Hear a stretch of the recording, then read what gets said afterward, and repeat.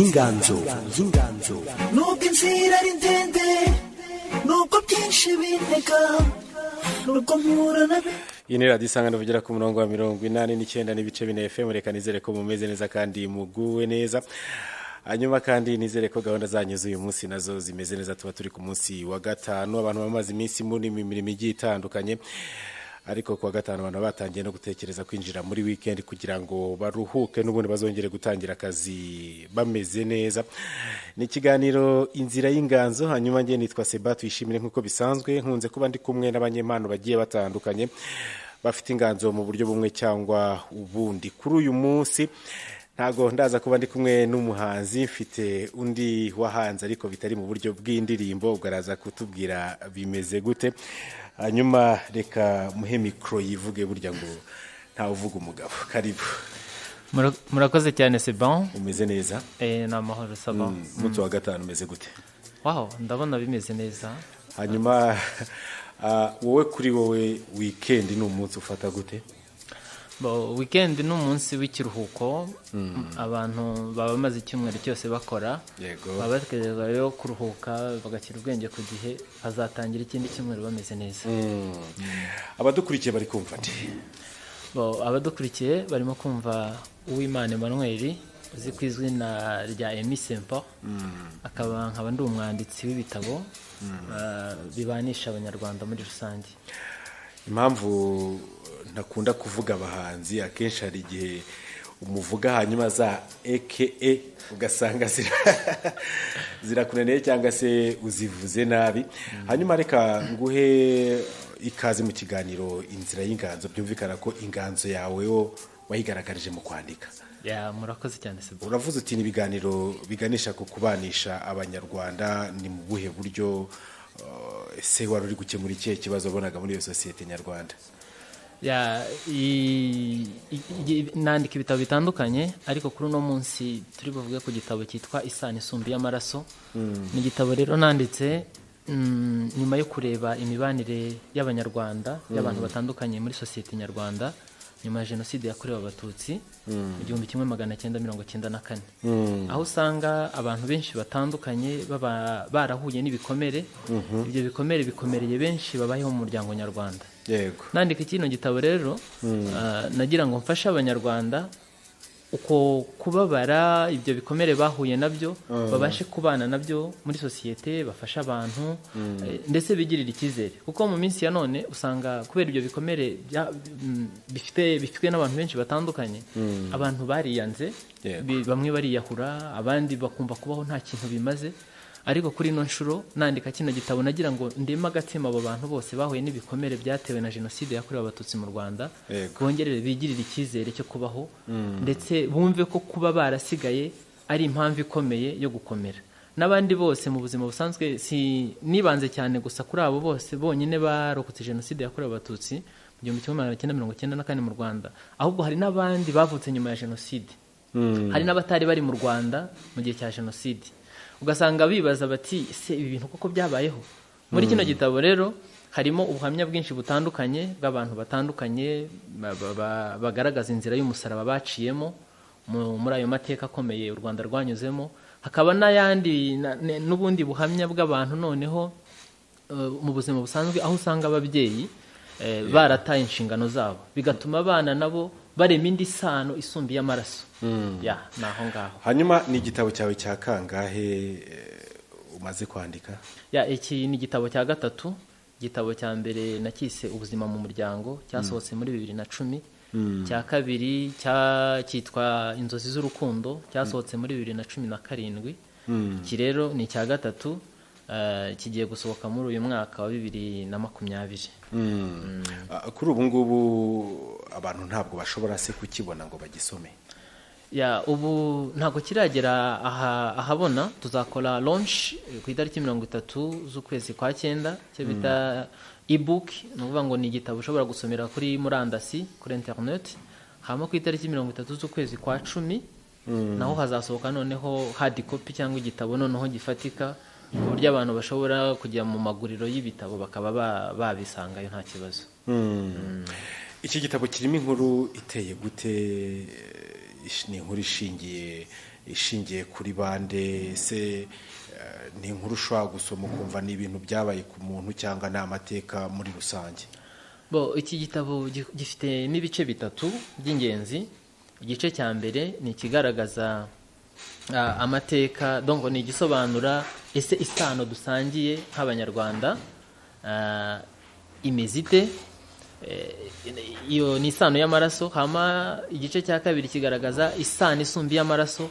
Noneho isano isumbi y'amaraso ni ya yindi abantu mushobora kuba mwarahuriye ku ishuri, mwarahuye mu kazi, mwarahuriye mu bikorwa bitandukanye, ariko bikabaremera isano isumba iy'amaraso. Ndaza kuvuga ngo iyo sano muba mufitanye n'abo bantu iba irenze ya yindi, kuko hari abantu bakugirira umumaro gusumba n'abo muhuje amaraso nko muri isano. So igice cya mbere rero ni icyo kivugaho, kigaragaza iyo sano dusangiye, uburyo harimo abarenze kuri ya sano bagahemuka bigatuma byangiza umuryango nyarwanda.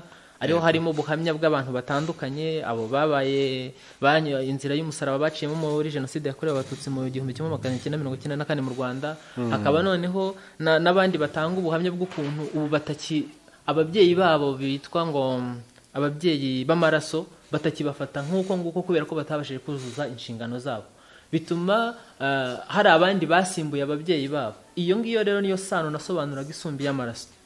Icyo ni igice cya mbere. Igice cya kabiri kigaragaza noneho abo bantu bose bahuye n'ibyo bikomere, ubundi ni gute nyuma y'ibyo bintu byabayeho, ni amateka yacu, ni gute bakwigirira icyizere bakongera bakabaho bagafashanya muri sosiyete.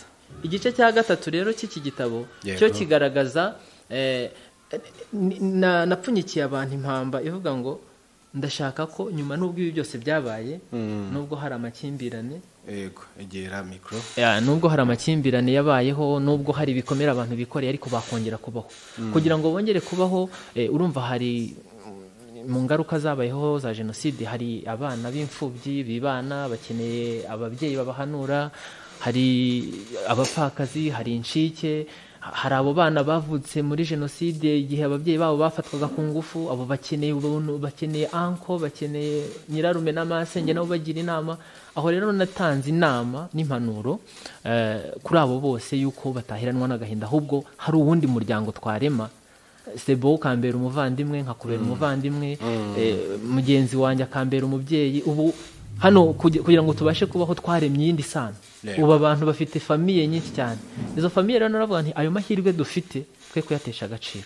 So nibyo bikubiye rero mu gitabo. Harimo impanuro nyinshi zigenewe ababyeyi, zigenewe abana, zigenewe abasaza n'abandi bose bagize ibikomere muri iyi nzira twaciyemo. Yego, ngira ngo igitabo kiba ari kirekire, ni nayo mpamvu yenda umuntu ajya kugishaka kugira ngo agisome, ntabwo umuntu ashobora kukimusobanurira mu minota mike nk'ingi dufite ngo acyumve, ariko turagerageza yenda gusa nk'abaca mu buryo bw'incamake.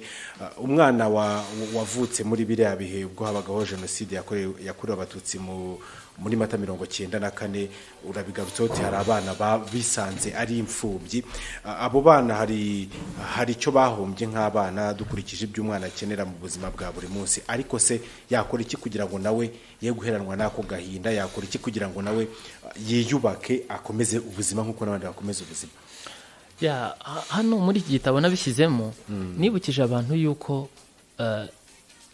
ubuzima ari igihe, kandi n'igihe ari ubuzima. Usanga hari abanditsi benshi bagiye bavuga ko ngo igihe ari amafaranga, mu cyongereza baravuga ngo time is money, ariko ngewe siko nabisobanuye. Naravuze nti ntabwo igihe ari amafaranga, kuko hari aho ugera ugasanga udashobora gutanga amafaranga kugira ngo ubone igihe. Naravuga rero igihe ni ubuzima, kandi n'ubuzima ni igihe. Iyo kimwe muri ibyo kibuze, bya bindi byose birahagarara. So nandika rero nagiriye inama abantu, ndavuga nti ibyo tubamo, ibyo dukora, aho turererwa muri famiye, bigira ingaruka negative cyangwa se ingaruka mbi cyangwa nziza mu buzima. Nagiraga inama rero abantu, nkababwira nti please gerageza ukora ibyiza ukiriho, kuko umunsi umwe uzasigara uri urwibutso ku bantu. Ugerageze rero ubwire abantu, ukore neza kugira ngo ba bantu bazagira ikintu bakwibukiraho. So mu magambo make rero narabwiraga abantu, ntago kugira neza bisaba amafaranga cyangwa bisaba ibindi bintu bihambaye, ahubwo bisaba kuba umuntu ufite ubumuntu. Yego.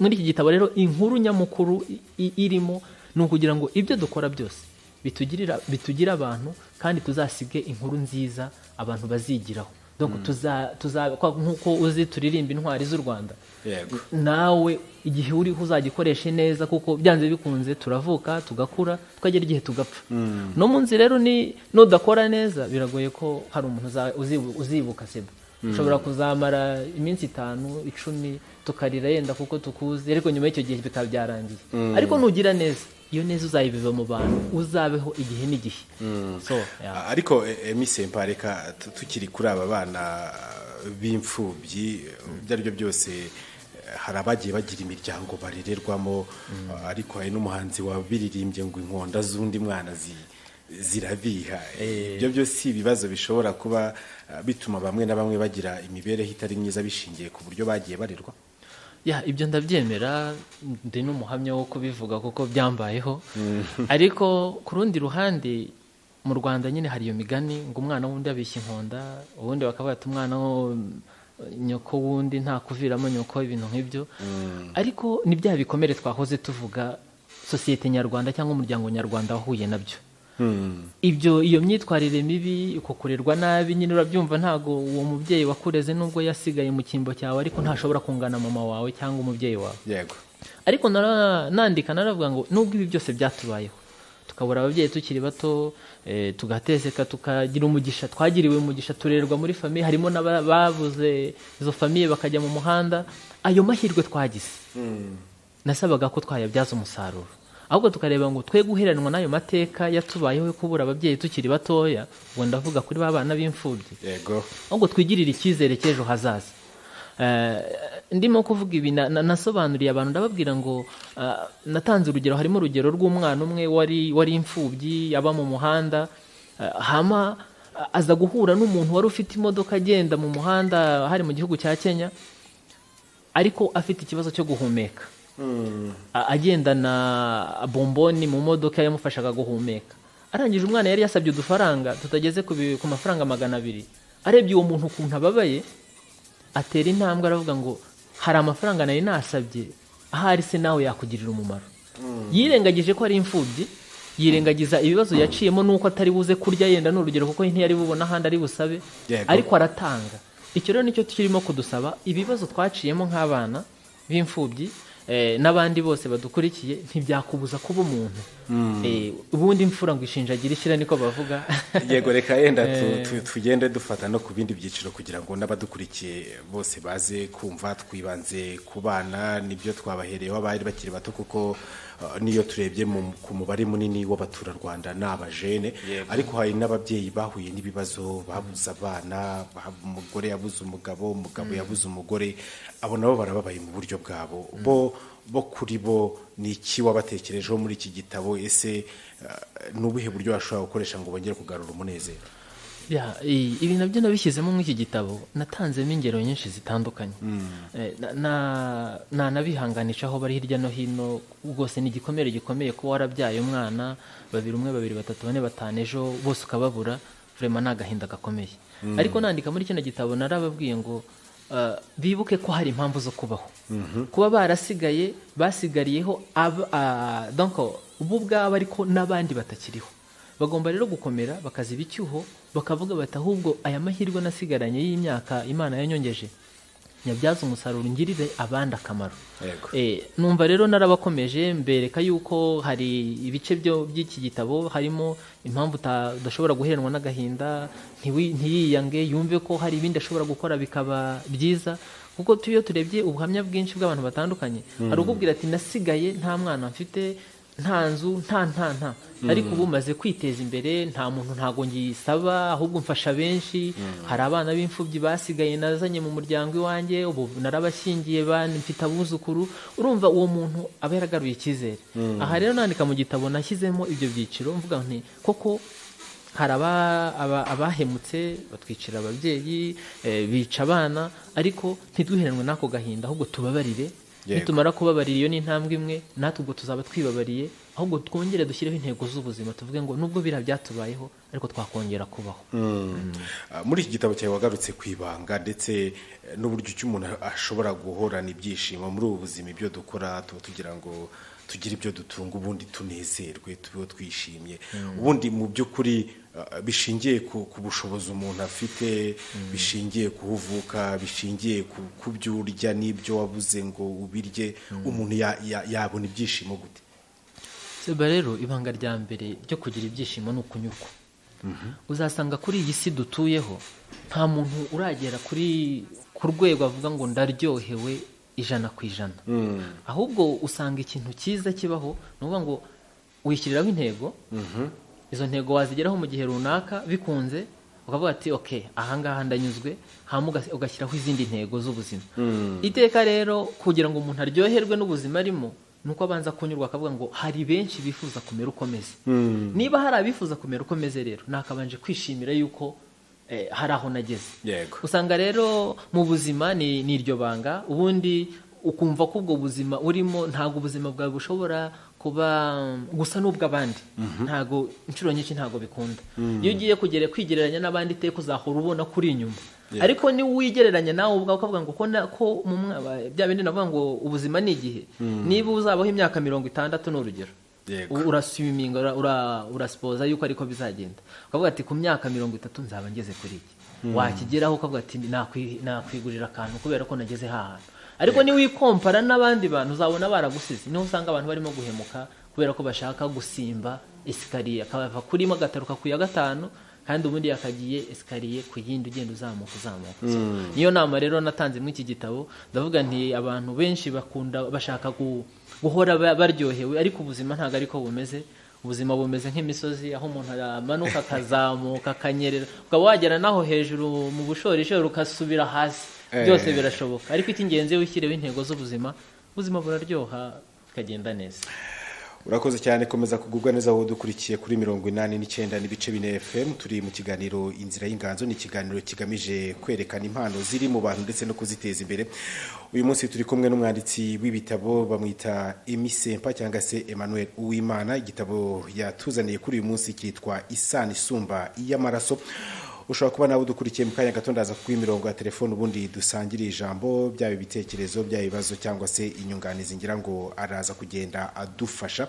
Umaze kutubwira uburyo umuntu ashobora kunezerwa, ashobora kubonamo ibyishimo, ati birasaba kunyurwa, ariko se reka tugaruke kuri wa muryango ukeneye ko wongera kunga ubumwe, wongera kumera neza. Umuryango wo muri rusange biba birenze kuba umuntu ari umwe. Niki cyakorwa mu muryango kugira ngo na ya makimbirane twumva na ya divorce twumve? Ejo bundi nari ndimo nareba raporo yashyizwe ahagaragara na Minisiteri y'Ubutabera yagaragazaga ko gutandukana mu ngo biri kugenda byiyongera.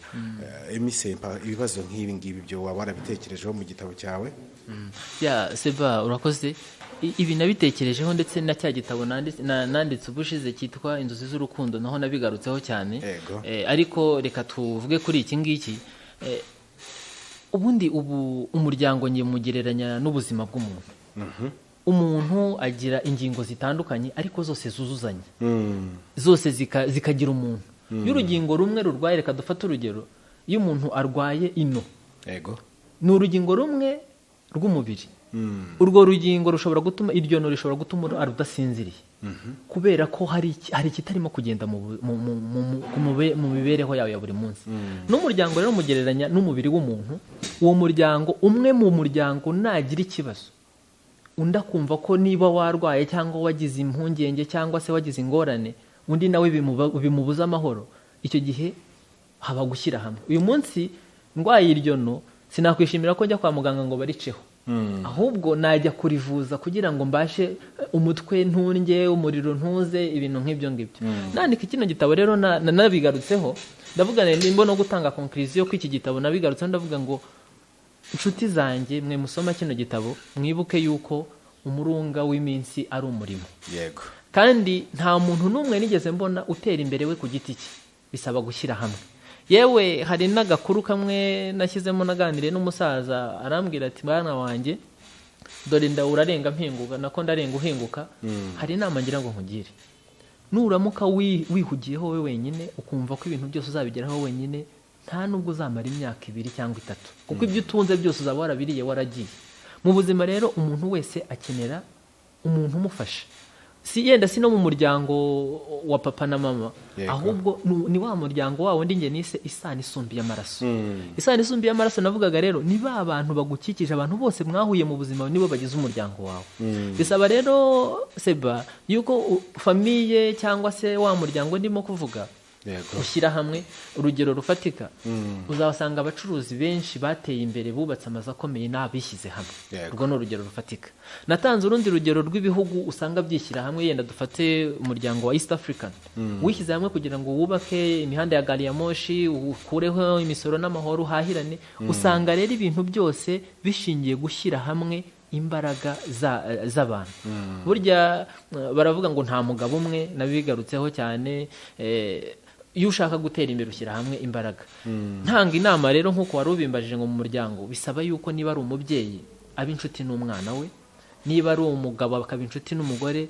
Inshuti ntago zari zazindi zirangira. Niba mukorana mu kazi mukaba inshuti as team, mugashyira hamwe, byanze bikunze mutera imbere kandi mukagera kuri byinshi. Arakoze cyane. Igitabo kiba ari ikintu kinini, ni nayo mpamvu iyo cyagiye hanze abakeneye kumva izo nama umva ko ari inama nziza z'ingirakamaro baragishaka ubundi bakagitunga. Ndetse igitabo ni ikintu kiramushobora no kukiraga uwo wabyaye ndetse n'uzabyara, ntabwo ari ikintu barya ngo gishire.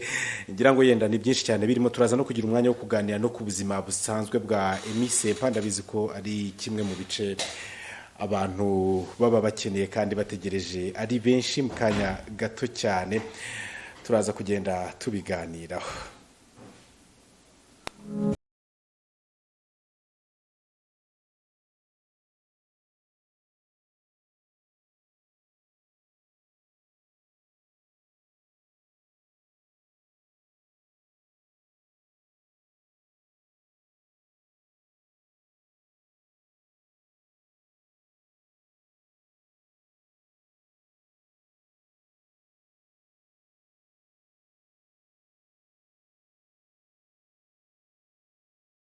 Kiganira inzira y'inganzo, telefone zimeze neza, ushobora kugira ibyo umubaza, bishobora kuba ari icyifuzo, bishobora kuba ari igitekerezo. Hanyuma nk'uko nari mbivuze, abantu baba bakeneye no kumenya n'ubuzima bw'umuntu turi kumwe, cyane cyane ko burya iyo uri umunyempana kenshi na kenshi dukunda kuvuga ko uwo muntu aba ari n'umustar, niko tubivugisha. Ubundi Emmy Sempa, ibintu birebana no kwandika ibitabo kuri wowe ni ibintu wakuranye mu bwana, ni ibintu byakujemo kuze, byatangiye bite? Seba urakoze. Impano yo kwandika isa naho nge nayitangiye kera, uretse ko nyine kera umuntu aba atarisobanukirwa, umuntu aba akishakisha, utekereza ko uzaba iki cyangwa ukabiki. Ariko nyuma aho ntangiye gushyirira mu bikorwa ibyo nagiye nandika, nibwo naje gusanga ko impano yatangiye kera.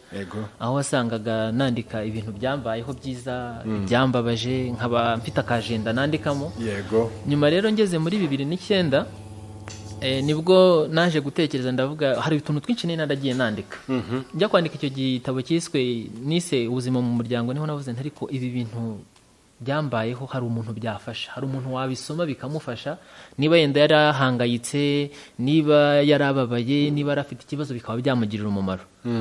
Nasanze rero bya bintu nge najyaga ntekereza kera nandika nkiri muto niga muri secondaire mu mwaka wa mbere, hari muri 2001 byaje kugirira abantu benshi umumaro. Ni nayo mpamvu rero iyo mpano yagiye ikura, ndayiherekeza, ngira abantu bangira inama benshi. Ubu ngeze kwandika igitabo cya 3, hari n'ikindi cya 4 kizasohoka mu kwa 2. Urumva ni ibintu byagiye biza, kandi burya impano ntago yihishira. Iteka n'iteka yisaha igeze iravubuka ukabona yaje. So ni ibyo ngibyo rero yatangiye kera. Ubihuza gute n'akazi kawe ka buri munsi? Ubihuza gute n'inshingano z'urugo? Ntago byoroshye Seba. Kwandika ntago ari kwa kundi umuntu abyuka mu gitondo akarota ngo yenda ni indirimbo ihisiza wandika manuscript birarangiye. Igitabo cyo ni inzira ndende, nk'iki ngiki nyanditse imyaka igera muri 3.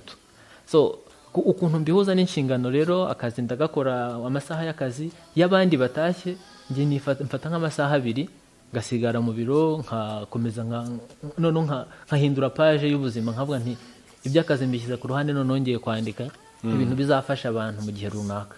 So ni uko nguko rero uyu muzingo w'amapaje 159 nawushyize ahabona, hari n'ibindi biri imbere birimo kuza. Ubwo se mu buzima busanzwe ujya usura inshuti n'abavandimwe Wow. kujya mu bitabo uwo mwanya ujya ubona? Ya umwanya ndawubona cyane cyane muri weekend. Urumva nakubwiye ko ibyitwa ibitabo mbyandika nyuma y'amasaha y'akazi, mfata nk'amasaha 2 cyangwa 3 mu gihe abandi bataha saa 11 nge ngataha saa 3 cyangwa saa 2 z'ijoro. Nagera mu rugo ubwo mfata nk'indi saha yo kwita kuri famille. Weekend rero nubwo yego ntaboneka uko bigomba kubera nyine izo nshingano nyinshi, ariko ndagerageza. Emisempa mu muco w'abanyarwanda cyangwa se w'abanyafrika nk'uko dukunze kumva bivugwa, ntabwo gusoma ari ibintu byabo, ubundi bakunda kumva. Ubihuza gute n'impano yawe? Ese ubona hakorwa iki kugira ngo n'abantu bagire uwo muco, kudasoma byo bibahombye iki? Nabishyizemo hano mu gitabo, hari ahantu nanditse ngo inshuti ya mbere wagira ni ugusoma igitabo. Burya hari igihe umuntu akuburira umwanya, ngashaka seba nkakubwira ndashaka ko tuzaganira muri weekend uzampa isaha imwe, ariko kubera inshingano nyinshi afite abantu ukamubura. Ariko igitabo ni ikintu uganira nacyo umunsi ku wundi, isaha n'isaha igihe ugishakiye, kandi ntago ari nka wa muntu nk'ubu dushobora kugirana ikiganiro ukaba waba trompeho nk'iminota nk'itanu wagaruka ukibagirwa aho twari tugeze. Ariko igitabo niba natangiye nkuganirira inkuru y'umuntu runaka, niba rugeze kuri page ya 15 yenda burangire ku ya 30, aho ugeze niho ugaruka ugafatira aho ngaho. So mbihuje rero n'umuco wo gusoma mu Rwanda koko uracyari hasi cyane, aho usanga abantu wababwira ariko kuvuga ngo afate umwanya asome ntago birimo. Ariko nabagira inama yuko ahubwo ari cyo bashyira imbere cyane, kuko gusoma ni navuga ngo yo wahaye umwanya gusoma ubuganira n'abantu barenze 100 bitewe n'umubare w'ibitabo uzasoma. Kandi aho hantu haba harimo impanuro nyinshi, kandi inshuro nyinshi abantu bandika ntago babeshye. Ashyiramo akorwa abayakoze ubwo bushakashatsi, icyo ni kimwe, abazi ko ibyo bintu bizasomwa n'abantu barenze umwe. Nta marangamutima rero ahambaye ashyiramo, ahubwo ashyiramo ibintu abona byazagirira abandi akamaro. So nkaba nagira inama rero abadukurikiye n'abanyarwanda muri rusange ko niba bashaka gutera imbere, ubutunzi bwinshi burya buhishe mu bitabo. Hari nk'umuntu utangira business akavuga ariko se bira nzabigeraho gute? Wabwira seba kuko akora business nk'iyawe wajya kumusaba akakubwira atagabaye uyu muntu arashaka kuntwara abakiriya. Ariko ugiye ugafata igitabo cy'umuntu wanditse ku buryo bakora business running ikaba iyo gihe uwo muntu aguha details zose, waba utanyuzwe ukareba ubundi wanditse kuri kubisa na bya bindi kugeza igihe uzabona ugeze ku ntego zawe z'ubuzima. So nagira inama rero abantu ko ibyo bintu babiha umwanya gusoma. Ntago gusoma ari ubuzima bwa buri munsi. Ushobora gusoma ukiha iminota 10 ku munsi, kavuga ati iminota 10 nzajya nsoma page 3. Ariko mu gihe runaka cya gitabo cy'amapaje 100 uzaba wakirangije. Bisaba rero na habitude, nkuko ubyuka mu gitondo ukareba kuri WhatsApp groupe zirenga 30, wanafata igitabo bati iki gitabo nzagisoma mu kwezi cyangwa mu cyumweru, biterwa nyine n'akamenyero. Ariko ni ibintu byiza cyane. Urakoze cyane. Abantu bashobora gutekereza bati se ibi bitabo bye bundi yabiki nubwo wenda kitarajya hanze neza, yaba n'ibindi yanditse bitabo umuntu abibona hehe? Ese biragurwa bimeze bite? Ibitabo biragurwa, ariko njyewe intumbero ya mbere ntago kwari kugurisha ibitabo, ahubwo intumbero ya mbere kwari gusangiza ubumenyi mfite, ngo mbusangize abantu benshi, kuko nabonaga cya kibazo nashaka gukemura cyo kugira ngo umuntu amenye ngo hano bitwara gutya, babigenza gutya, bagira gutya, kugira ngo ngere kwibi, niba mfite ibibazo ibi nibi byakemuka gutya. Objective ya mbere cyangwa intego ya mbere kwari gusangiza ubwo bumenyi abantu benshi batandukanye. So ariko kugira ngo bya bitabo bizabashe kugera ku bantu benshi, noneho na za ntego z'ubuzima mfite nazo zizabashe kugerwaho, twashyizeho igiciro kizajya kidufasha guprintinga bya bitabo byinshi. Icyo giciro rero kirafondebo cyangwa twabonaga gishoboka ku bantu bose. Ibyo bitabo rero birahari, cyaba icyo cya mbere cyaba icya kabiri. Icya kabiri ariko kivuga kuki? Icya mbere nicyo nzi. Icya mbere ni ubuzima mu muryango, icya kabiri ni inzozi z'urukundo nicyo twavuganye. Icyo cya mbere cyo ntabwo cyasabagiye cyane kubera ko nari nkiri harya background niko bavuga ba bantu bo hasi underground twasanze ari igiti tubita upcoming artist. Wow, nari ngitangira hasi rero ntabwo cyabashije kumenyekana cyane, ariko hari abenshi bakibonye n'ubu kirahari. So iki cya gatatu rero cyo nashyizemo izindi imbaraga, abantu bazashobora kukibona kuri internet baciye kuri eBay cyangwa se ku yindi website yitwa igitabo.com.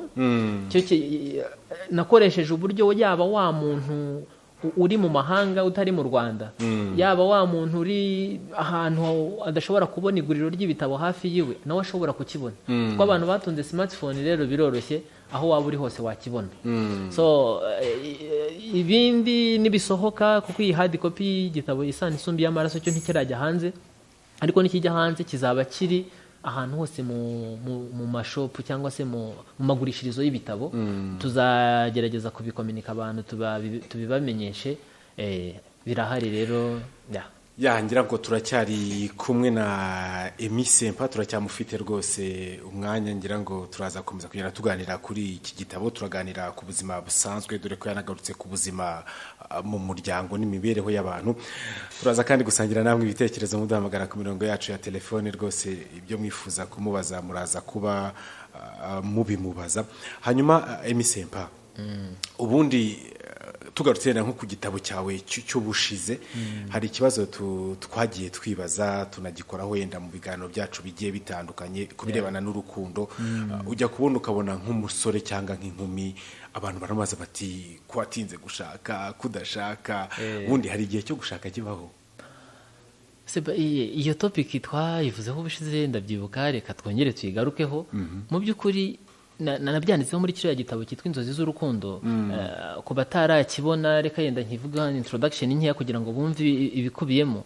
Hari ukuntu umusore cyangwa umukobwa iyo umaze gukura, ugeze muri cya gihe wumva washaka, utangira kujya uterera akajisho mu baturanyi, ukavuga ati nagira wampa famiye nk'iyo kwa Seba, wampa famiye nk'iyo kwa runaka, mbona babanye neza, mbona bakundana. Donc buri wese aba afite inzozi z'urugo azabona. So icyo gitabo rero gikubiyemo inzira yaguherekeza kugira ngo uzagere kuri rwa rugo ushaka. Icyo gitabo cy'Inzozi z'Urukundo. Ku kibazo rero warumbajije umbwira uti ese hari igihe cyo gushaka kibaho?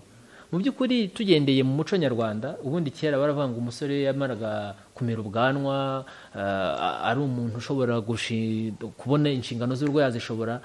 Ise yahitaga avuga ati mwana wanjye rero ndabona umaze kuba umugabo, akira ikibanza hariya ndebe ko uzubaka ubishobore. Yewe abaturanyi n'abashuti biwe bakamufasha kubaka inzu, ngo yabaga ari mu kigero cy'imyaka hagati 18 na 20. Byarangiza bakamushyigikira, ejo bakamushingira urugo, agashinga urugo. Ariko muri iki gihe ntabwo ariko bimeze.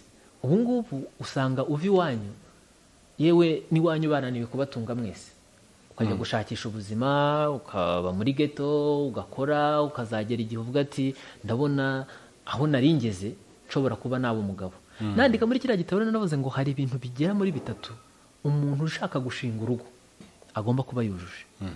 Nuba wabyujuje, byanze bikunze uzaba mu mutwe wawe hazaba harimo gutekereza ko washingana urugo. Icya mbere naravuga ngo ugomba kuba ufite akazi gashobora kugutunga we n'umuryango wawe. Cya kabiri ugomba kuba ufite inzu. Inzu donc ushobora kuba ufite inzu cyangwa ufite ka kazi gashobora kuba kagufasha gukodesha yanzu. Icya gatatu noneho kuba inyangamugayo. Ibyo bintu uri umusore uramutse ubyujuje, urugo warushobora. Ariko usanga abantu benshi bya bindi navuga byo kutanyurwa, ahora avuga ngo ntago ndageraho nshaka. Niba afite inzu imwe arashaka kugira ebyiri. Niba afite akazi yenda ahembwe ibihumbi runaka cyangwa amafaranga runaka, akaba ati no, nimara kubona amafaranga yenda mpembwa, niba ahembwe urugero rw'ibihumbi 100, ati nimpembwa 300 nibwo nzashinga urugo. Nyuma y'imyaka runaka, kuko cya gihe navuze ngo ntago gitegeka cyo kiragena, ushobora no gushiduka kakazi waririraga wakabuze. Bigatuma rero ukomeza gupanga, ukazagera mu myaka ntazi umubare ugitegereje ko bizuzura ngo ushake. Icy'ingenzi rero ni ukuba determine. Nyumaze kuzuza ibyo byibanze by'ingenzi, ubundi ukavuga ngo ikiba gisigaye, formule nabonye igorana ngewe nabiciyemo, formule ya mbere igorana ni ukubona umuntu muhuza. Rero ngewe icyo navuze, igihe cyo gushaka ni igihe wabonye umuntu muhuza kandi wujuje ibyibanze byagufasha gutunga urugo. so ni icyo ngicyo nakivugaho. Ndacyari kumwe na Emi Sempa, igitabo yakise Isano Isumbi y'amaraso. Turagenda tuganira cyane cyane ku ngingo zigaragara muri iki gitabo. Gusa ni n'umwanditsi wandika ku bitabo birebana n'urukundo, ngira ngo wenda ufite icyifuzo kuri iyo ngingo naho ushobora kumubaza rwose, araza kugusobanurira. Hanyuma muri iki gitabo cyawe wanditsemo ishusho y'ubuzima mu muryango muri iyi minsi. Iyo urebye umuryango muri iyi minsi ubona na shusho iteye gute? Seba urakoze. Nandika ko iki gitabo navuze ko naherekeje umuntu uri mu bibazo, nkamusanisha n'ibyo tugezemo, noneho nkamuha n'icyizere cy'ejo hazaza. Muri ino minsi ya none usanga abantu benshi turikunda, icyo ni icya mbere. Icya kabiri twihugiyeho. Icya gatatu noneho twaheranywe n'amateka twaciyemo. Usanga rero abantu benshi hari ibintu bibatwaye umwanya cyane. Naravuze ngo ubuzima bwa none isi irarwaye, njye niko nayise. Aho usanga yaba umusaza, yaba umukecuru, yaba umwana, yaba umubyeyi, nta muntu ukirimo kwibuka inshingano ze. Aha natanze urugero, ndavuga nti hari ababyeyi baheruka babyara umwana, barangiza kubera gushakisha bwa buzima umwana akamuragiza, njye niko nabyise. Akamuterera umukozi, ntamenye ngo umwana yose yaryamye, yarwaye, yize, byose akabireka. Uwo mwana rero namuhereye, nabaye nkaho muhera kuva icyo gihe abyarwa akaragizwa. Mubona noneho ari umugabo, namuherekeje mu iyo nzira. Warangiza ukamubaza ngo kubera iki atagize urukundo rw'ababyeyi, kubera iki wadakunda abana be cyangwa bakore nk'ibyo kwa runaka bakora. Ntabwo yigeze atozwa. Igihe rero nabwiraga abantu, ndababwira nti none se niba wowe mubyeyi utabasha guhereza uburere umwana, wowe uzamubaza iki? Ubwo natanze urugero, ndavuga nti uwiba ahetse aba yigisha uri mu mugongo. Ndavuga rero urukundo mu muryango wa none ikintu kirimo kuburamo ni ugukora inshingano zacu. Hano nashyizemo ubuhamya bw'umuntu witwa Mugiraneza, aho yabyawe n'ababyeyi, ababyeyi baza gutandukana. Umwana arakura, agera igihe cyo kujya mu ishuri, ariko ababyeyi bamwima uburenganzira. Urimo kumva? Hama noneho igihe kiragera, igihe cyo kujya ku ishuri kigeze, ababyeyi arababwira ati mwampaye minerivare nkajya ku ishuri. Ababyeyi bati mu bo twabyaye, mu bo twitaho ntabwo urimo. Umwana byaje kugera igihe abona iyindi famiye imufasha kugera mu ishuri no kwiga. Ubu yararangije, afite umugore n'abana, abayeho neza. Yaremye indi sano rero. Ya sano bari basangiye y'amaraso n'ababyeyi be, ubu nta gaciro ifite. Tuganiramo ubuhamya yarambwiye ati ubu umuntu ukomeye nita mama ni wa muntu wanshyize mu ishuri akandihira, nkabasha kuba umugabo nanjye nkagera ku byo nifuza. Ati ba bandi nubwo ntacyo nakora kugira ngo batitwa ko ari ababyeyi b'amaraso, ariko kuri njye nta gaciro bafite kuko ntago babashe kuzuza inshingano zabo. Usanga rero no munsi abana benshi barimo kujya mu biyobyabwenge, barimo kujya mu busambanyi, barimo kujya kwiba, barimo kujya gukora bya bintu byose bitandukanye bibi, kubera ko ababyeyi bataye inshingano zabo. Barimo kwiruka gusa, navuga ngo ni ku buzima, ni urugero, ni ku buzima, ariko bakirengagiza ko hari ibindi bagomba kwitaho. Nanagira inama, natanze n'inama mu gitabo mvuga ngo abantu barimo kujya gushyingirwa no gushaka, usanga babaha impanuro zitandukanye, bya bindi twita nko muri blood shower, batanze impanuro, turamenye uzitware gutya, uzitware gutya, ariko bakibagirwa ikintu gikomeye, cyo kwita ku muryango, cyo kumubwira uti nubwo ugiye gushaka, ntabwo aho ugiye ibintu byose ari mahwe, ahubwo uhawe izindi nshingano zo kwita ku muntu urenze umwe, byo kwita ku wo mushakanye no ku bana muzabyara. So nagira inama rero abantu bari mu muryango yuko yaba ababyeyi bakuru benyegeza igicaniro. Nabigarutseho hano mu gitabo mvuga ngo hari umurage twahawe n'abakurambere, ni twebwe dufite kuwusigasira tukazawusigira abazadukomokaho. Nitutabikora rero tubyigishijwe n'ababyeyi, wa murage uzacika, hazemo ibiva amahanga bituvange, biducuze n'amagara twari dufite. Urakoze cyane, ngira ngo uguwe neza aho dukurikiye muri aka kanya. Turacyari kumwe ndetse turacyaganira. Mu kanya gato namwe turagenda dusangira ijambo. Ushaka waduhamagara ku mirongo yacu ya telefone, ubundi ukagira icyo umubaza. Muri kitabo cyawe haraho wanditse ngo igihe igihano kuri benshi dusangiye ubuzima. Washatse kuvuga iki? Wow. Aho hantu nigeze kubikomozaho mvuga ngo igihe ni ubuzima, kandi ubuzima ni igihe. Kugira ngo mbashe kubisobanura neza, munyemerere nkoresha urugero. Uyu munsi donc twese tubaho, turavuka, tukakura, tugakora ibikorwa, ariko tukagera igihe tugapfa. Uyu munsi rero uryamye ukavuga ngo seba nzubaka inzu y'amagorofa 5 ariko ukiryamira ugategereza ko iyo nzu izahama mu nzozi zawe ariko ntabwo izigera ishyika. Bishatse kuvuga ngo rero niba uvuga ngo nzubaka inzu y'amagorofa 5 mu myaka 10 hari icyo bigusaba kugira ngo ugikoreshe. Usanga rero abantu benshi ntago bita ku gihe, igihe cyo kiragenda. Iyo umunsi uvuyeho ubugiye kuri ya myaka, niba wari ufite agasanduku sinzi, hari abantu bigeze kureba filime yitwa In Time, niba bisobanura neza, niba wari ufite imyaka 60 yo kubaho, yo havuyeho umwe ubugiye nta nubwo uzigera ugaruka. Rero kuvuga ngo rero abantu benshi ntago barimo kubasha gukoresha igihe cyabo neza, nicyo gihano bafite. Rero usanga barimo kwiruka ku gihe aho kugendana n'igihe. Natangaga inama rero mbwira abantu nti igihe cyatambutse ikihe wataye waragitakaje, aho gukoresha uburyo utazongera gukora iryo kosa, ugerageze ugendane n'igihe ugezemo. Nagiraga abantu inama rero nti nudakoresha igihe cyawe neza, ntuzigere uvuga ngo uzatera imbere kuri uru rwego. Izo nzozi zawe zizahama ari inzozi, ntuzigere uzacishinga, ntabwo uzigera uzigeraho na rimwe. Hari akantu njye mbona abantu benshi bapostinga, nanjye njya ngapostinga, karavuga ngo niba ufite inzozi, niba ushaka kugendana nazo, byuka mu gitondo nyine uzikurikire. End of y'umunsi cyangwa nyuma y'umunsi uzaba wazigezeho, ariko nukomeza kuryama ngo uzazigeraho ntabwo bizashoboka. Inzozi zikurikira gute? Reka ubundi ni iki? Reka dufate urugero seba.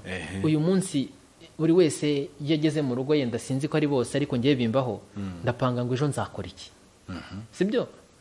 Cyangwa yenda nkihana gahunda. Burya igihe nicyo navugaga, habaho ibyo bita plan, guteganya ibyo uzakora mu gihe runaka.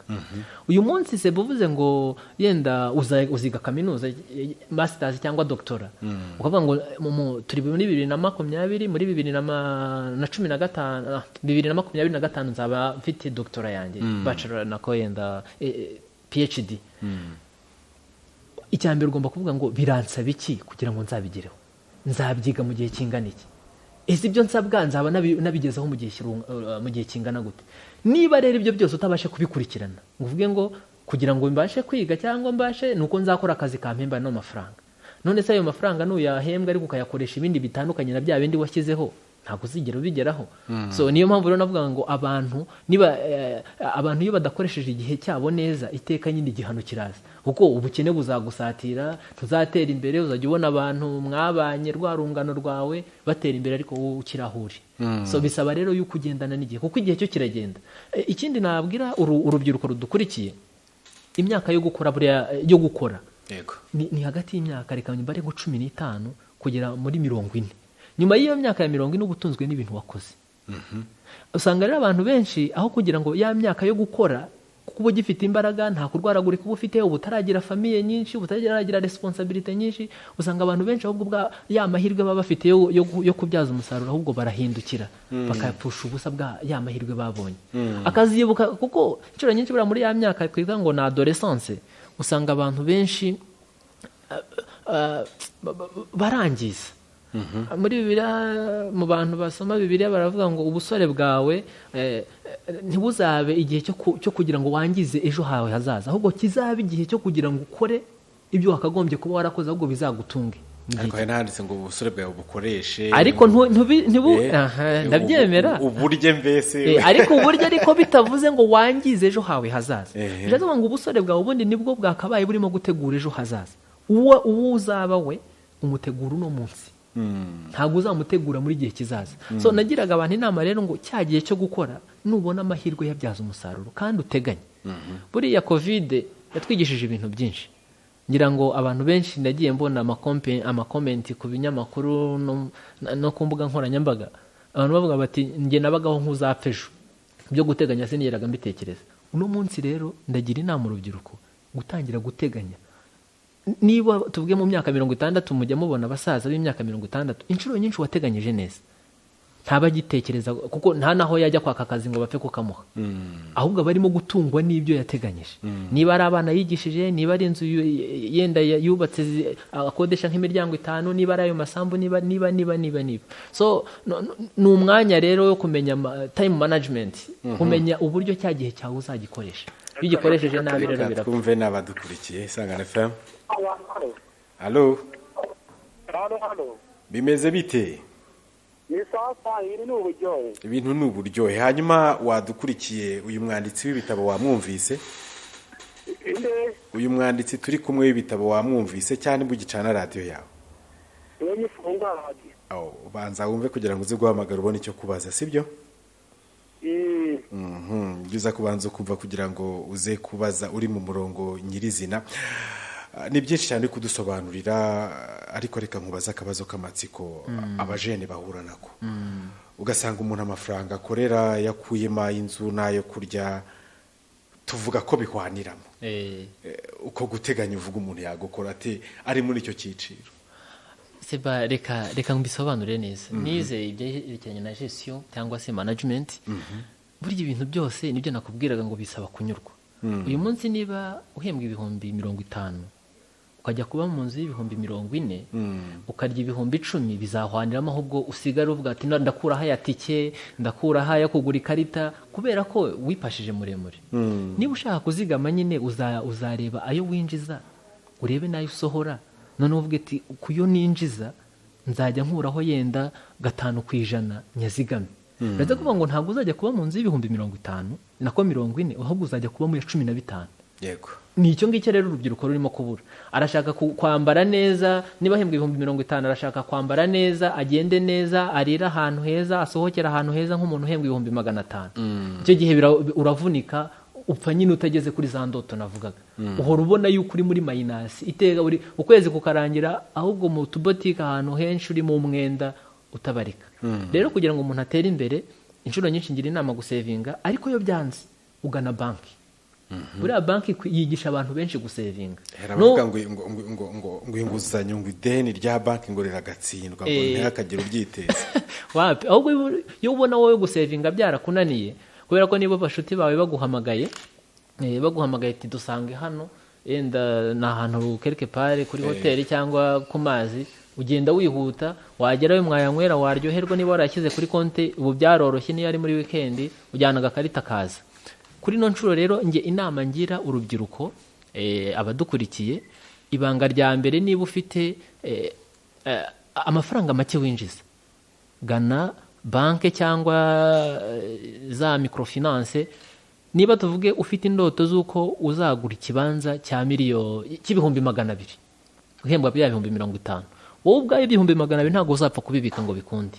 Ariko nujya muri banke cyangwa muri microfinance runaka bakaguha bya bihumbi 200, ntago donc ukayihita ugenda ukabigura cya kibanza, uzamara yenda imyaka 2 cyangwa 3 umaze kwishyura ya mafaranga. Ariko nutabikora gutyo seba ntago byakunda. Inshuro nyinshi nangerega izo nzira naziciyemo, burya ifaranga riri ku mufuka cyangwa riri kuri konti riragukirigita. Hanyuma muri iki gitabo cyawe Isano Isumbi y'Amaraso, hari icyo wagarutse uvuga ko ari icyitonderwa, bimwe mu byo muzitondera. Ngira ngo ni inama washakaga gutanga y'icyitonderwa, ni ibiki washatse kuvuga muri iriya ngingo? Hano ikintu nashaka kuvuga ku byitonderwa ni bya bindi nagarutseho. Icyambere ni ukureba ngo igihe cyanjye ngikoresha gute, ngikoresha mu biki, bimarira icyo abandi, sibyo? Iyo umaze kumenya ibyo bintu byose, byanze bikunze biragufasha ukavuga ngo mbereyeho iki, cyane cyambere ese ubuzima mbayeho bufasha icyo abandi. Burya umaze kumenya ibyo bintu, byanze bikunze biragufasha, bituma ugira bwa buzima bwe, donc ubuzima bufite intego. Kuvuga ati niba mbayeho muri societe, mba muri famille, yenda nabandeza cyangwa nababyeyi banjye bakoze uko bashoboye, baranyigisha, sibyo? Bakoze uko bashoboye, mbona akazi, uno munsi yenda hari level maze kugeraho, uratangira ukavuga ati ese ngewe abangaba kuba ndiho ninde bifitiye umumaro. Yego. So nandika kino gitabo navuga ngo icyambere abantu bagomba kwibaza, ese icyo gihe cyawe ugikoresha uti, ugikoresha iki, ese ibyo ukora bimarira icyo abandi, musangiye uru rugendo rw'ubu buzima. Ikindi cya gatatu cya kane nkavuga ngo ese abo usumbije ubushobozi noneho urabasindagiza, mugasangira, mugasigasira umuco dusangiye. Ibyo bintu byose rero bimaze kubyibaza, byanze bikunze uzabona ko hari impamvu bayeho, hari no kubaho kwawe hari abo bifitiye umumaro. Niba hari ubu bifitiye rero kwiyanga ntago bizakunda. Yego. Ntago bizaba bikibaye, uzakomeza uvuge ngo ndaharanira kubaho mberaho ngewe ariko mberaho n'abandi. Ya ni icyo ngicyo rero n'abana abantu bitondere nibamara kumenya gukoresha neza igihe, yaba wa muntu ufite bya bikomere twahoze tuvuga, yaba wa muntu ubayeho yumva ko ari we wenyine ku isi, ko ibintu byamusize, ahubwo umwanya n'uyu nguyu ngo yongere ashyireho intego z'ubuzima kandi agiriye icyizere cyo kubaho ejo hazaza. Nicyo washaka kuvuga ku ndwara zototera ubu ngubu muri iki gitabo. aha hantu hari ibintu byinshi ku iki gihe. Cya mbere hari indwara yitwa ikoranabuhanga. Iyo ndwara irimo kwangiza urubyiruko, cyane ko urubyiruko nibo barimo gukoresha internet cyane. Usanga abantu bashyira ibintu kuri internet ntago barimo kwita kuba ari buze kubibona. Usanga ufite umwana w'imyaka 4 cyangwa 5 arimo kureba filime zo kurasana no guterana ibyuma. Ejo mu gitondo uzasanga yishe umwana mugenzi we azi ko ari imikino. Ubundi kera habagaho irerero, hakabaho itorero, hakabaho ibitaramo by'umuryango, aho ababyeyi wasangaga babwira abana ati kirazira gukora ibi, kirazira gukora ibi. Ariko no munsi umwana yamenyaga ibintu byo gusambana n'urugero ari uko afite mu myaka 17 cyangwa 12 aho bwa buzima bw'imyororokere butangiye guhinduka, ariko umwana aziga amenya ibyo bintu kubera ko yenda afite telefone, akajya kuri YouTube akabona ABCDFG. Nandika rero naravuga ngo hari indwara zotetera bubu, harimo iryo koranabuhanga abantu twita ngo ni ibigezweho, ugasanga twataye umuco w'iwacu i Rwanda ahubwo turimo kujya gutira abanyamahanga. Ugasanga rero birimo kwangiza urubyiruko dufite mwino minsi, aho usanga umubyeyi aguhanura ati wa mwana uramenye yenda kunywa ibiyobyabwenge ni ikibazo, kujya mu busambanyi ni ikibazo, cyangwa kwambara utikwije ni ikosa. Kabata ariko abubu nako abakera mwumva ko tuzahama mu bya kera muri analogue kandi twarageze muri digital. Urumva rero naravuga ni hari ibintu byototera abubu, harimo noneho reka nabyo mbigarukeho. Hari ibintu mwino minsi nge nabyise ko bidakorwa neza, byakagombye ariko ntibikorwa neza. Aho usanga ubwo narivuze ku ikoranabuhanga, reka mvuge noneho ko ibi bintu byitwa ngo blood shower, reka mbivugeho birthday, groupe z'ubukwe. Ibyo ni ibintu bihugiranye mwino minsi, aho usanga umuntu urabyuka mu gitondo ukisanga muri groupe y'ubukwe bwa runaka, blood shower ya runaka, ari ABCDFG. Ugasanga n'uwo muntu hari n'igihe ubutamuzi kuko uziranye yenda na Emmy aziranye na Oscar aziranye na, ugasanga ni chaîne ndende. Birimo birakorwa nabi. Natanze urugero ndavuga nti kera byakorwaga biti, kuko ubu no munsi birimo birakorwa nabi, byarangiza bikangiza umuco nyarwanda. Ugasanga niba umuntu twahuraga seba tugasuhuzanya kuko ya groupe wayinkizemo yenda sinishyire kuri ya liste bashyiraho, bifika biratangiye. So naravuga nga rero kera ubundi iyo blood shower nubwo yenda ititwaga blood shower, rwari urubohero, byakorwaga biti. Mu gitabo nabishyizemo byakorwaga bite, byabaga bigamije iki? Ni kwa kundi babanga urungano rwarafashanyaga, nk'uko abasore ku mudugudu wabo y'umusore yatangiraga kujya gusiza abandi bagenzi bajya kumufasha inzu bakayubaka nta faranga na rimwe risohotse mu mufuka, ahubwo ari amaboko yabo bashyize hamwe. N'abakobwa rero wasangaga igihe umukobwa yabaga agiye gushyingirwa babaga mu rubohero, barabohaga niba ari izo nyegamo, niba ari ibirago, niba ari imisambi, niba ari utwibo, niba ari ibiseke, baraza bakavuga ati mukobwa twabanye neza none uradusuza igihe abandi, ntago wagenda amara masa mwakire. No munsi rero byahinduwe izina, byabaye business. Usanga umuntu aravuga ati create groupe nimba n'ibihumbi 310% zabara yawe. Ewana ni ibibazo. So hari indwara nyinshi rero, ubu navuze ibyo ngibyo, navuze abasaza n'abakecuru usanga basigaye bitwa ba sugar daddy, aho kugira ngo bagire abana inama ahubwo akaba aribo babashuka bakabajyana mu gukora bwa busambanyi, ejo bakaba babateye inda abana, n'ibintu byinshi cyane bibi cyane. So navugaga rero ko izo ndwara nyinshi ndondoye zirimo zirangiza societe dufite. Ugasanga umwana akuyemo inda afite imyaka 12 kandi yayitewe na anko we, cyangwa na wa muntu wakamubwiye ati nyamuneka kuki ukora ibi, wakamucyashye ahubwo niwe umwoshya kuko afite byinshi amushukisha. So naravuga nti rero abubu, yaba abasaza, yaba abakecuru, yaba abana, bakebuke bagaruke ku ndangagaciro z'umuco nyarwanda. Ugarutse ku birori bitabagaho kereza za bright shower, yo anniversaire, bituma basaba abantu gukoteza amafaranga ku magroupe. Ubundi kuri wowe nk'umuntu wabirebye ukabikoraho ubushakashatsi, biriya bintu bimaze iki muri societe nyarwanda, ese byangiza iki? Kuri njyewe ubundi ni umuco. gufashanya ni bya bindi twavuze by'amaboko, ko nta mugabo umwe ntawigira ibintu nk'ibyo. Wasangaga niba reka dufate urukero kera mu cyaro n'ubu biriho, iyo nabaga mfite urubanza ubwo ni ubukwe cyangwa ibirori runaka, natumiraga abaturanyi n'inshuti nkababwira ariko mfite urubanza, ejo nzashyingirisha umukobwa cyangwa nzahabwa inka, muzaze dufatikanye ibyishimo. Wabaga afite igitoki yajyaga mu rutoki akagitema akavuga ati ndatara ku itariki iyi n'iyi nzajya kwa runaka, ufite amamera amasaka agasereka akazashigisha ikigage akajya gushyigikira mugenzi we.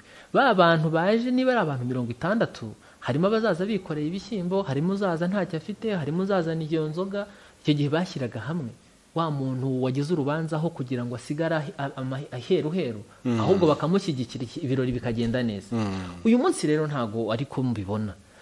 Ubundi bisa na wa muco wa kera, ariko nyine byahinduriwe inyito. Sibyo? Dufata urugero Seba, urabizi watashye bukwe bwinshi, mushobora kuba mwarakoteje ayo mafaranga muri za groupe zirenga 5 cyangwa 6, ariko wajya mu bukwe ugatahana umuheha cyangwa nawo ntuwubone. Usanga rero ibya bindi byitwaga yuko ari ugusabana no gushyira hamwe mu muco nyarwanda, kuko ariwo twatojwe, ahubwo byarahinduriwe inyito. Umuntu akavuga ati niba ngiye gukoresha ubukwe ngomba kuvanamo igishoro cyo kunkorera business. Niba abonye yenda izo miliyoni 2 cyangwa 3 avanye muri ba bashuti babanye, aho kugira ngo afashe ba bantu baje ngo basabane bishime, kuko ibirori nicyo byabaga bimaze, ugasanga nyine byahinduriwe inyito. Bityo rero uno munsi usanga ariyo mpamvu iyo bikozwe nabi, na wa muntu wari ufite nk'inshuti aranikandagira. Nabishyize hano mu gitabo, umuntu bati ngewe banshyizeho 10,000 ntayafite, igihe cy'ubukwe ndamubwira nti ubukwe buzabera he, arambwira ati reka da, ati uzararere kuza reka nta n'ikibazo. Urumva wa muntu niba wamushyize muri ya groupe yenda ya liste ukamufosinga akishyiraho, ntazabone ya mafaranga, ntazagera mu bukwe. Kandi ubukwe ni abantu, ibirori ni abantu. So urumva rero hari ibyo birimo kwangiza, kuko birimo gukorwa nabi, kuko intumbero ya mbere kwari ugufashanya no gushyira hamwe, ariko ubu ngubu birimo kurenga ibyo bikaba business. Buri ikintu cyose iyo cyabaye business, buri wese ashaka kwikurura yishyira, bikaba bibi. Arakoze cyane. Turi kumwe na Emmy Sempa, akaba ari umwanditsi w'ibitabo. Kuri uyu munsi yaje kutuganuza ku cyitwa Isano Isumbi y'Amaraso. Turasunika tugana ku minota yacu ya nyuma, gusa muri iki gitabo cyawe haraho wagarutse ku butwari bw'ababyeyi bacu abenshi ngo ntibabuha agaciro. Aha washakaga kuvuga iki? Urakoze Seba. Mvuga ko iyo ngingo ni chapitre nashaka kugaruka.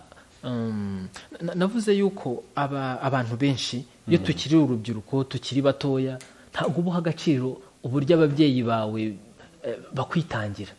Usanga benshi hari n'urakara akavuga ati umubyeyi wanjye nta mpibi, nta nyigisha mu ishuri nshaka, kuki nambara inkweto imwe cyangwa ipantaro imwe ikazatoboka, the things like that. Ariko ntabwo batekereza ngo uyu mubyeyi ubundi iyo aza kumbyara akanjugunya hari icyo byari gutwara.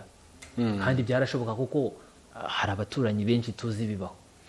Ikindi ugasanga umubyeyi arakwitangira. Nashyizemo urugero rw'umwana w'umuhungu wavugaga ukuntu mama wiwe bamubyaye bari mu bukene, ise akaza gupfa, nyina akamubana mu bukene, noneho nyina akajya ajya gukorera amafaranga, yataha akagura ifi imwe, yagera mu rugo akayiteka, akabwira umwana ati mwana wanjye burya ntago ngewe n'igifi, ahubwo irire, ngewe nahaze naho nagiye nahaze. Ariko inzara yamwishe, arimo kukwitangira. Hari ibintu byinshi rero ababyeyi bacu bagiye badukorera. Seba, yenda nawe ushobora kuba wabitekerezaho uno munsi. Nandika kino gitabo naravuze nti buri wese usoma ino chapitre ndabizi urarangiza wabonye agaciro ababyeyi bawe bafite. Niba ubafite ni amahirwe, ongera ubiha agaciro, ubasange niba bageze mu zabukuru niwe bakeneye kugira ngo ubasindagize.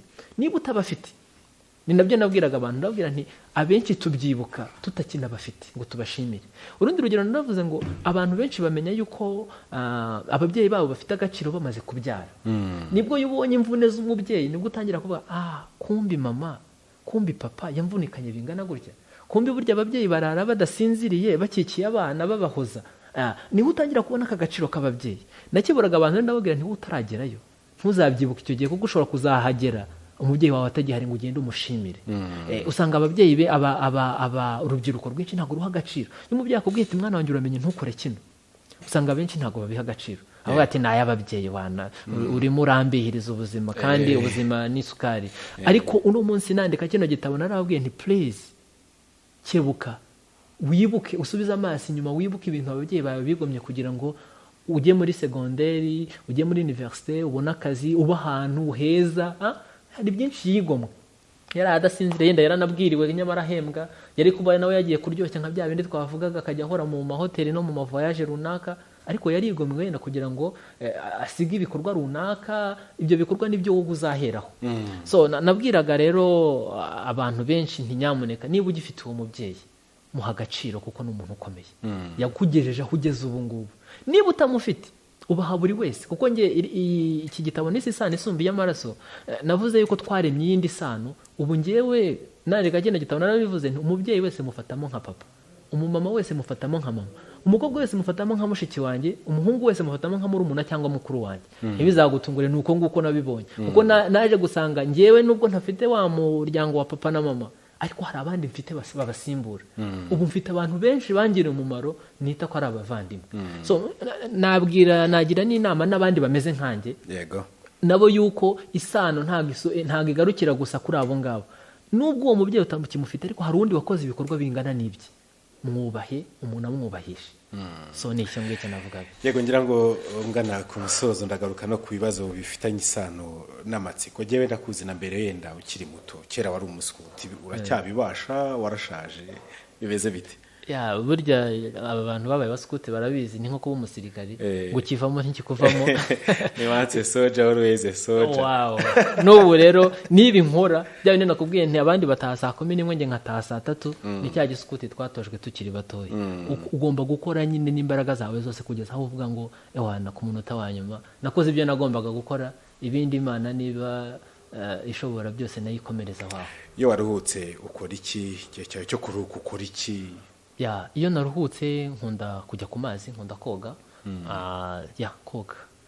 koga nkunze kubona n'abantu n'amafoto abantu bo mu muryango wawe ubundi ufite umuryango ungana ute ndavuga iwawe mu rugo ufite umudamu ufite abana bangahe ufite abadamu bangahe mfite umudamu umwe n'umuhungu umwe ufite imyaka 4 niwo muryango mfite nabo tubana kugeza ubu ngubu ukunda gusharinga amafoto yabo wenda ku bantu bakurikirana ku mbuga nkoranyambaga ubundi ku muryango wundi ugufata gute umuryango wanjye mufata nk'impano idasanzwe nagabiwe na rurema ni nayo mpamvu rero burya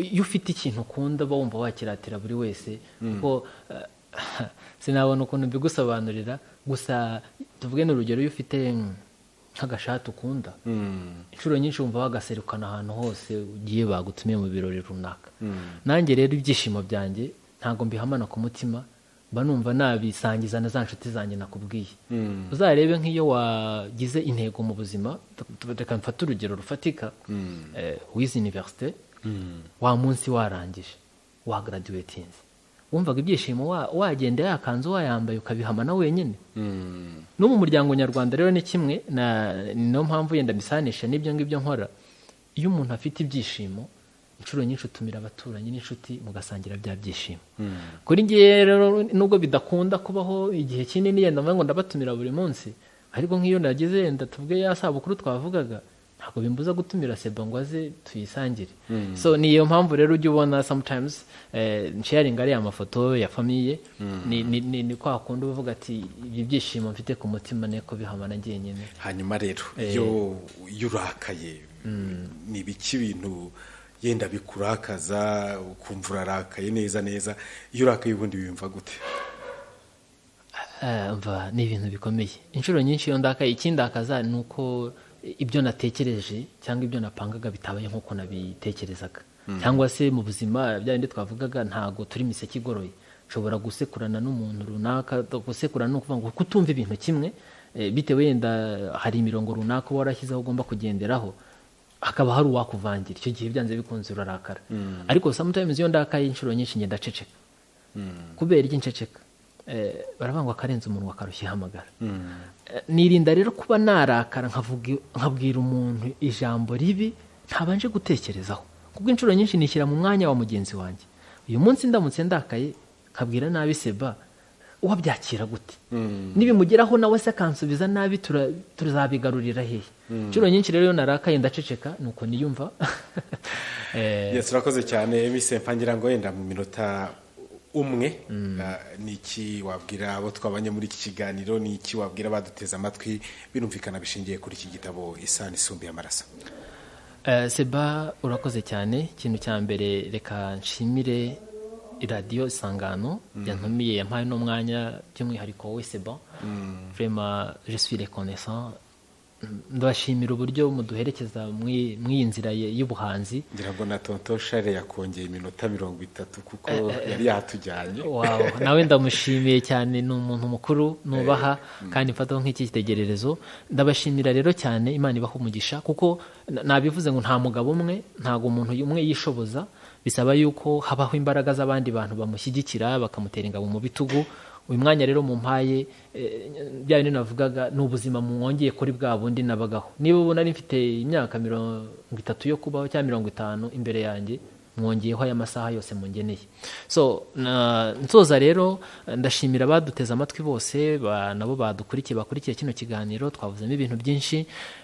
twari turimo gusobanura igitabo cyitwa Isano Isumbuye Amaraso nanditse nshingiye ku mibereho n'imibanire y'abanyarwanda nyuma jenoside yakorewe abatutsi ibikomere byabayeho uburyo abantu babana nabyo nuko bashobora kubana nabyo kugira ngo bigirire icyizere cy'ejo hazaza nibutsa abantu rero yuko iki gitabo kirahari kiranaboneka nikigera habona nabyo tuzabibamenyesha bagisome ni impambi ikomeye waraga umwana wawe n'umwuzukuru kandi kazamubeshaho igihe n'igihe agatera imbere saba rero buri wese wadukurikiye ni byinshi twavuze kuzashyira mu bikorwa ibi biganiro donc izi nama twatanze ni nyinshi yaba ku rubyiruko yaba ku babyeyi donc ku muryango muri rusange ndabasaba yuko dutizanya amaboko kugira ngo tubeho ko nta mugabo umwe ndagukeneye kugira ngo mbeho nawe urankeneye kugira ngo mbeho muri cya gihe tuzabaho tuzasige umurage mwiza kaga content nahoze mvuga cyangwa kakantu nahoze mvuga kakajambo navuze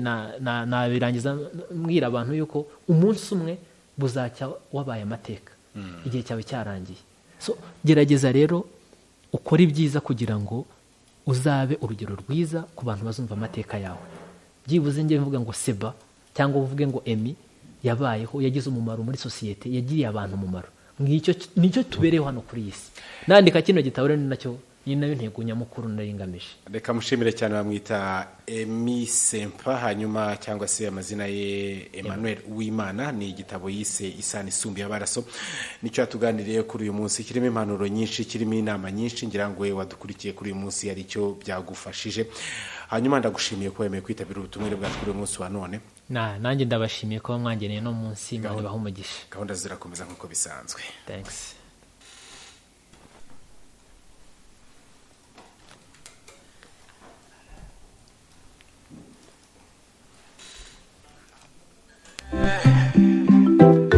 Country Records.